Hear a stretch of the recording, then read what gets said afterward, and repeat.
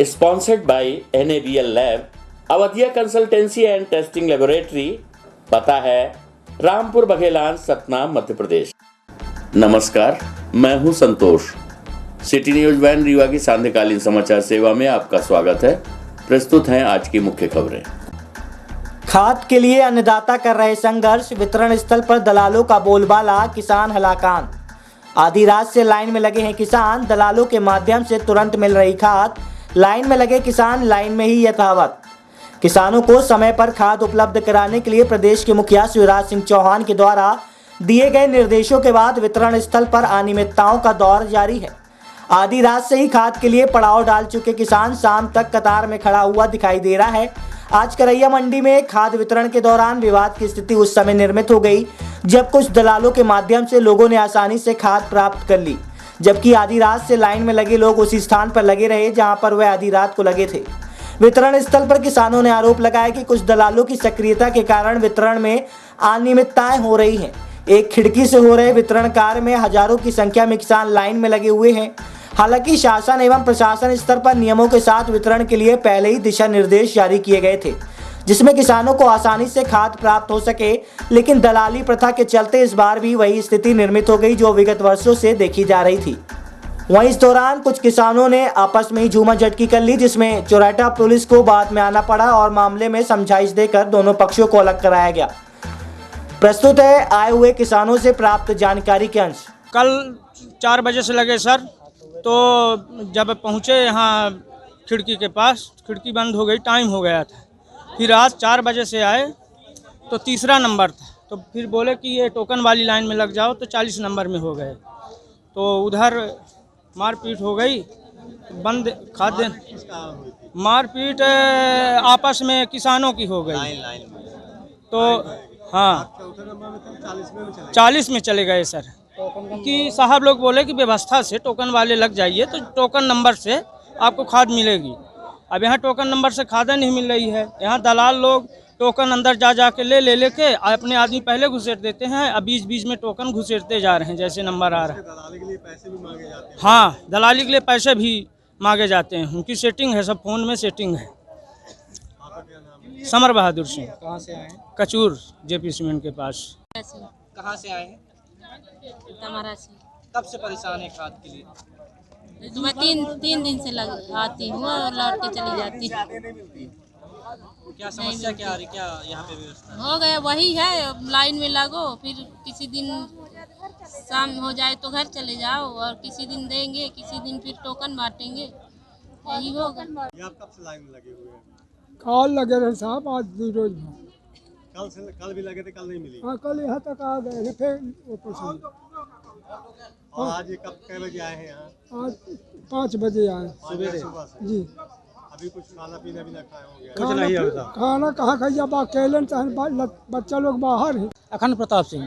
यहाँ कब से लगे हुए हैं? हम लोग 3 बजे रात से लगे हुए हैं सर। खाद अभी तक नहीं पहुँच पाए? कोई खाना भी नहीं, खाना सीम नहीं हुआ तो खाना क्या खाएंगे? अभी तक वहाँ नहीं पहुँच पाए? अरे पहुँच नहीं पाए, जिसका चलता वही उसको मिलता है, भाई किसी को मिलता ही नहीं है। सब मर इतनी लेडीज लगी, कोई बिना खाए हुए बैठी हुई है, क्या कोई किसी को सुनता नहीं है।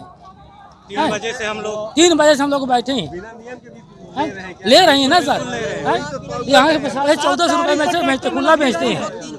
एक आदमी को 1450 रुपये में खुला में 4 बजे के बाद बेचते हैं। टोकन देंगे तो 7 बजे के बाद टोकन देंगे। उसको सगे संबंधी उसको टोकन देते हैं, किसी को टोकन देते ही नहीं है। बाकी तो वो आए, खाद नहीं है। सोमवार से आ रहा हूँ, आज बुधवार है, बुधवार की नहीं है खाद, किसी को नसीब नहीं हुआ। हम लोग क्या किसान क्या करें? हम लोग ग्राम पंचायत झलवाड़ से, समरिया विधानसभा से। खेत की रखवाली कर रही महिला के गले में चाकू घोंपकर हत्या। रात 3 बजे मनगामा थाना क्षेत्र के कुईखुर्द गांव की घटना, जांच में जुटी पुलिस। बता दें कि रीवा जिले के मनगामा थाना क्षेत्र अंतर्गत कुईखुर्द गांव से दिल दहला देने वाली एक घटना सामने आई है। यहाँ पर रहने वाली एक वृद्ध महिला देर रात खेत की रखवाली करने पहुंची थी कि तभी अज्ञात बदमाशों ने उसकी गर्दन पर चाकू से हमला कर दिया। चाकू के हमले से घायल महिला ने घटनास्थल पर ही दम तोड़ दिया, जबकि वारदात के बाद आरोपी मौके से फरार हो गया है। घटना की सूचना मृतका के पति ने पुलिस को दी, जिसके बाद मौके पर पहुंची पुलिस ने पंचनामा कार्रवाई कर शव को पोस्टमार्टम के लिए अस्पताल भेज दिया और घटना की जांच में जुट गई है। घटना मनगांव थाना क्षेत्र स्थित कुई खुर्द गांव की है। यहां पर 65 वर्षीय वृद्ध महिला सावित्री साकेत पति सुदामा साकेत के साथ अपने घर पर थी। मंगलवार की रात तकरीबन 3 बजे पति घर के अंदर सो रहा था, तभी सावित्री साकेत घर से लगे खेत की रखवाली करने लगी ताकि कि आवारा मवेशी उसकी फसल को खराब न करें। इसी दौरान खेत की रखवाली कर रही सावित्री साकेत पर किसी अज्ञात हमलावर ने उसकी गर्दन पर चाकू से हमला कर दिया। हमले में घायल महिला की मौके पर ही मौत हो गई। घटना की भनक जब वो उसके पति को हुई तो उसके पति द्वारा पुलिस को सूचना दी गई। घटना की सूचना लगते ही मौके पर पहुंची पुलिस और मामले की तफ्तीश में जुट गई। एफएसएल टीम की भी मदद ली जा रही है। हालांकि मामले पर पति के बयान के आधार पर पुलिस ने मामला दर्ज कर कार्रवाई शुरू कर दी है, लेकिन घटना संदिग्ध प्रतीत हो रही है। मामले पर एडिशनल एसपी अनिल सोनकर ने बताया कि मनगांव स्थित कुई खुर्द गांव में एक महिला सावित्री साकेत अपने पति के साथ घर पर थी। दोनों ही पति पत्नी अलग अलग कमरे में सो रहे थे। पति की शिकायत पर रिपोर्ट दर्ज की गई है। उसका कहना है कि रात में सावित्री साकेत खेत की रखवाली करने पहुंची थी, लेकिन उसी दौरान किसी अज्ञात व्यक्ति ने उसकी गर्दन पर चाकू से हमला कर उसे घायल कर दिया। हमले के बाद महिला की चीख सुनकर उसका पति मौके पर पहुंचा, लेकिन तब तक महिला की मौत हो चुकी थी। प्रथम दृष्टया हत्या का अपराध पंजीबद्ध कर घटना की विवेचना की जा रही है। जांच में जो भी तथ्य सामने आएंगे उसके आधार पर आगे की कार्रवाई की जाएगी। प्रस्तुत है एडिशनल एसपी रीवा अनिल सोनकर से प्राप्त जानकारी के अंश। मनगांव में गांव है कुई खुर्द, उसमें एक परिवार जो है सावित्री साकेत पति सुदामा साकेत, इस पति पत्नी जो है दोनों ही कमरे में, 2 कमरे का मकान था, अलग अलग कमरे में सो रहे थे। आसपास जो है चारों तरफ ही खेत है उनके। तो पति ने ये रिपोर्ट किया है कि वो जब सुबह 3:30 बजे पत्नी उसकी जगी और उसने जो है कोई मवेशी खेत में ना आए इसके लिए वो तकवारी कर रही थी। इसी के दौरान वो आवाज़ लगाई। जब ये गया तो बताया कि उसके गले में किसी ने चाकू मार दिया। प्रथम दृष्टया हत्या का अपराध पाया जा रहा है। मर्ग पंजीबद्ध करके इसकी जांच की जा रही है। 100 को पीएम के लिए भेजा गया है। जांच के दौरान जो तथ्य सामने आएंगे उस अनुसार कार्रवाई की जाएगी। जिले में नहीं रुक रही दुष्कर्म की घटनाएं, रास्ता रोक की अश्लीलता और बाद में बनाया हवस का शिकार। दहशत से भरी है पीड़िता की कहानी। आपको बता दें कि घर से पड़ोस में जा रही एक किशोरी के साथ गांव के ही युवक द्वारा दुष्कर्म किए जाने का मामला प्रकाश में आया है। किशोरी द्वारा की गई घटना की शिकायत के बाद पुलिस ने उसका मेडिकल परीक्षण कराया और आरोपी की तलाश शुरू कर दी है। घटना के संबंध में मिली जानकारी के मुताबिक मऊगंज थाना क्षेत्र की एक किशोरी 9 अक्टूबर को घर से पड़ोसी के यहाँ जा रही थी। इसी दौरान गांव का ही अजय यादव निवासी ग्राम वनपाटर जबरन उसे पकड़कर खेत में ले गया, जहां उसके साथ दुष्कृत्य की वारदात को अंजाम दिया है। घटना के बाद आरोपी मौके से फरार हो गया। घर पहुंची पीड़िता ने घटना के संबंध में परिजनों को बताया, जिसके बाद मामले की शिकायत मऊगंज थाने में दर्ज कराई गई है। पुलिस ने नामजद आरोपी के खिलाफ मामला दर्ज कर उसकी तलाश शुरू कर दी है। हम आपको बता दें कि मऊगंज अनुविभाग क्षेत्र में लगातार गैंग रेप और दुष्कर्म की वारदातें सामने आ रही है। पुलिस द्वारा अपराधियों में भय पैदा करने के लिए ऐसे अपराधियों के ऊपर सख्त कार्रवाई करने के साथ ही उनके घरों को भी जमींदोज किया जा रहा है। इसके बावजूद भी अपराधियों के अंदर मामा के बुलडोजर का जरा सा भी भय नजर नहीं आ रहा है। ऐसा माना जा रहा है कि जल्द इस मामले में भी आरोपी के घर को जमींदोज किया जा सकता है। एडिशनल एसपी अनिल सोनकर ने बताया कि पीड़िता की शिकायत पर थाने में मामला दर्ज कर लिया गया है और आरोपी की तलाश में पुलिस जगह जगह दबिश दे रही है। प्रस्तुत है एडिशनल एसपी अनिल सोनकर से प्राप्त जानकारी के अंश। सर मऊगंज थाने में एक दुष्कर्म का मामला दर्ज हुआ है, क्या है सर? मऊगंज थाना क्षेत्र अंतर्गत एक बच्ची जो है शौच क्रिया के लिए 9 तारीख इसी माह की 9 तारीख को गई थी और उसके साथ उसी गांव के एक लड़के ने दुष्कर्म किया। इसकी रिपोर्ट 11 तारीख को कल हुई थी और रिपोर्ट होने पर तत्काल जो है महिला पुलिस अधिकारी के द्वारा जो है अपराध का पंजीयन किया गया है और उसका आज 164 का कथन कराया जा रहा है। टीम जो है उस आरोपी को अरेस्ट करने रवाना हुई है और जल्दी ही उसे गिरफ्तार कर लिया जाएगा। सर जानकारी मिल रही है कि बच्ची को घसीट के ले गया था, अपहरण कर लिया। अभी जो तथ्य सामने आए हैं उसके अनुसार अभी कार्रवाई की गई है। अभी ये जानकारी आपके माध्यम से प्राप्त हो रही है, जो इस संबंध में भी जो है विवेचना की जाएगी और विवेचना के दौरान जो ये तथ्य आएंगे उसके अनुसार धाराएं भी बढ़ाई जाएगी। सुअर पालकों से किए गए वादों से मुकरी सरकार, धरना स्थल पर पहुंचे पूर्व मंत्री कमलेश्वर पटेल। रीवा कलेक्ट्रेट कार्यालय के सामने बीते 6 अक्टूबर से धरने पर बैठे सुअर पालकों के बीच बीती रात पूर्व मंत्री कमलेश्वर पटेल ने पहुंचकर उनका समर्थन किया। कमलेश्वर पटेल ने कहा कि बसोर समाज के रोजगार का आधार ही सुअर पालन है। सुअरों को नष्ट करने के एवज में मध्य प्रदेश सरकार ने बसोर समाज से जो मुआवजा देने का वादा किया था उसे मुकर रही है, जिसका खामियाजा आगे सरकार को जरूर भुगतना पड़ेगा। आपको बता दें कि बीते दिनों रीवा में अफ्रीकन स्वाइन फीवर के कारण हजारों सुअरों की अकाल मौत हो गई थी, जिसके बाद सरकार ने बचे हुए सुअरों को नष्ट करने के लिए अभियान भी चलाया था। धरना स्थल पर बैठे बसोर समाज का कहना है कि जब जिला प्रशासन के द्वारा सुअरों को नष्ट किया जा रहा था उस समय उनसे मुआवजे का वादा किया गया था, जिसे अब प्रदेश सरकार मुकर रही है। बसोर समाज मुआवजे की मांग को लेकर बीते 6 अक्टूबर से दिन रात धरना स्थल पर बैठा हुआ है, जिसमें संयुक्त किसान मोर्चा के पदाधिकारी भी उनके कंधे से कंधा मिलाकर चल रहे हैं।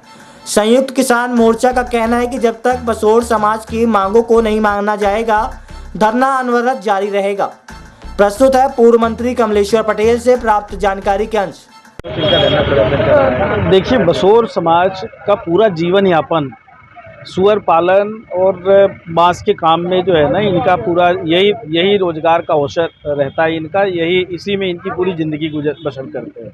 और जिस तरह से सरकार के इशारे पे बसोर समाज के लोगों ने सरकार को लोगों की जनजीवन बचाने के लिए, लंपी वायरस से बचने के लिए अपने सारे जो सुअर है उनको नष्ट करने में सरकार का सहयोग किया। उस जिला प्रशासन द्वारा जिस तरह से उनको आश्वस्त किया गया था कि हम सुअरों का उचित मुआवजा देंगे, और यहाँ तक कि वेट के हिसाब से बोला था कि हम उचित मुआवजा देंगे, पर जिला प्रशासन द्वारा जिस तरह से गुमराह करके बिना लंपी वायरस के भी बहुत सारे सुअरों को यहाँ पे पूरी तरह से नष्ट करने का काम किया है। आज इनका जीवन यापन पूरी तरह से उसी पे निर्भर था और पूरी तरह से इनको बर्बाद करने का काम किया है। और जिला प्रशासन इस तरह से इतना निरंकुश है, इतने दिन से गरीब इस तरह से भीगते बारिश में बैठे हुए हैं और जिला प्रशासन सो रहा है। ये सरकार की अनदेखी है और कहीं न कहीं इसका खामियाजा इस सरकार को भोगना पड़ेगा। मेरा अभी कलेक्टर को लगाया तो उन्होंने उठाया नहीं है, अब उनसे भी बात करेंगे। राज्य जो मध्य प्रदेश सरकार के जो मंत्री हैं और प्रमुख सचिव हैं, इनसे भी बात करेंगे कि लंपी वायरस की वजह से जो भी बसोर समाज के सुअरों का जो नुकसान हुआ है, जो सरकार के द्वारा उनके निर्देश का पालन करने का जो काम किए हैं, उनको उचित मुआवजा जल्द से जल्द प्रदान कराएं और इनके लिए आगे छोटे बच्चे भी जिससे ये फिर से सुअर पालन का काम शुरू कर सके, उसकी भी व्यवस्था पशु चिकित्सा विभाग की तरफ से तत्काल कराई जाए, जिससे ये अपना जीवन यापन आगे की ओर बढ़ा सके। प्रधानमंत्री नरेंद्र मोदी ने उज्जैन में स्थित महाकाल लोक राष्ट्र को किया समर्पित।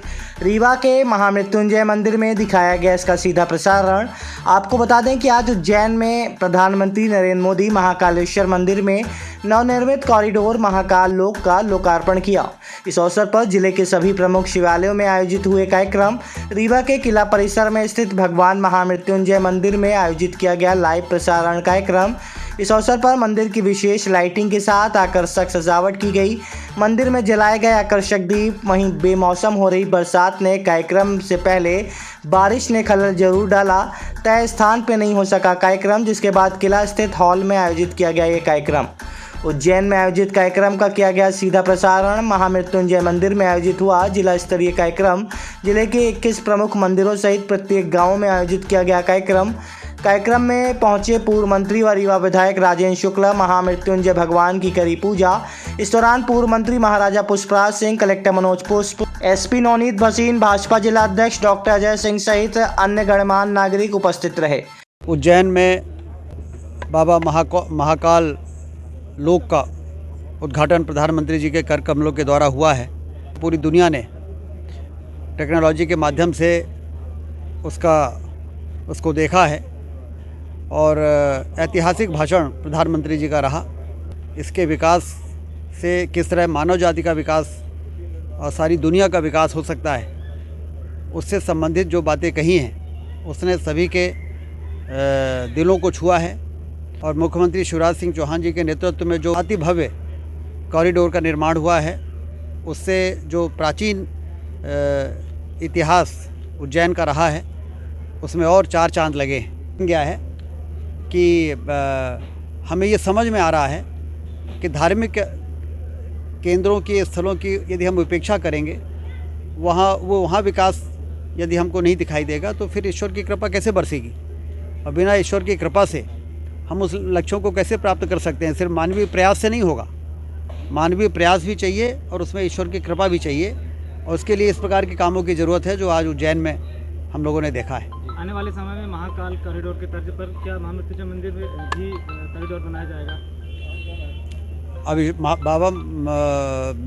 बाबा महामृत्युंजय की कृपा होगी तो सब कुछ होगा लोगों के लिए। मैं तो केवल यही कहूँगा कि जब तक महाकाल की कृपा ना हो, ये शब्दों की उद्घोषणा नहीं हो सकती है। आज आदरणीय मोदी जी ने जो अपना प्रवचन रूपी भाषण दिया, वो मैं मानता हूँ कि पूरी NCERT या हिस्ट्री या कल्चर की किताबों में वर्णित हो सकता है। करवा चौथ पर सुहागिनों के लिए सजा बाजार। करवा चौथ को लेकर बाजार भी दुल्हन की तरह सज गया है। ज्वेलरी, चूड़ी और कपड़ों वाली दुकानों पर महिलाओं की भीड़ नजर आ रही है। बाजार में नई किस्म के आभूषण और चूड़ियां मौजूद हैं जिन्हें सुहागिनें पसंद कर रही हैं। बाजार पूरी तरह गुलजार हो गया है। हालांकि बारिश की वजह से पिछले 2 दिनों से मार्केट में रौनक नहीं दिखी थी, लेकिन आज दिन खुलने के साथ ही बाजार एक बार फिर से गुलजार हो गया है। इसके अलावा 16 श्रृंगार के लिए पारंपरिक परिधान के लिए साड़ियों की खरीदारी खूब हो रही है। इसमें सूरत और बनारसी साड़ियों की मांग अधिक है। हिंदू धर्म में करवा चौथ व्रत का खास महत्व है। ये व्रत सुहागिनों के लिए बेहद खास माना गया है। इस साल करवा चौथ व्रत 13 अक्टूबर गुरुवार को रखा गया है।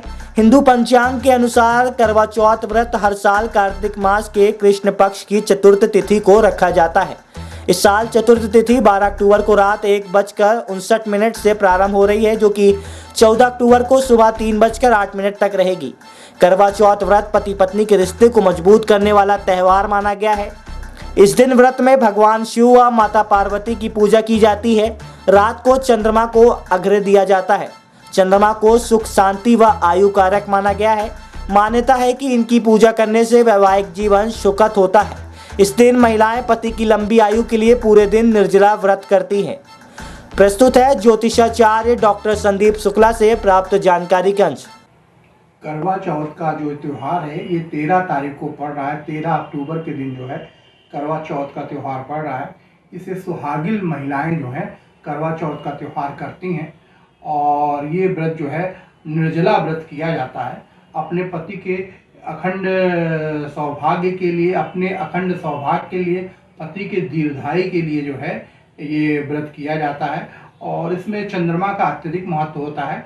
चंद्रमा दर्शन के पश्चात ही जो है चंद्रमा को अर्घ्य देकर, चंद्रमा को दूध, जल आदि से जो है अर्घ्य देकर और उनको जो है फूल, पुष्प, अक्षत आदि से पूजा करके जो है, और वीरावती की एक कहानी आती है और वीरावती की कहानी जो है पूरी कथा पढ़ने के बाद ही जो है जल अपने पति के हाथ से जो है ग्रहण किया जाता है और इस तरह जो है व्रत का जो है पारण किया जाता है। तो करवा चौथ का जो त्यौहार है ये महिलाओं का त्यौहार है। महिलाएं जो हैं इसको जो है निर्जला व्रत के रूप में जो है करती हैं।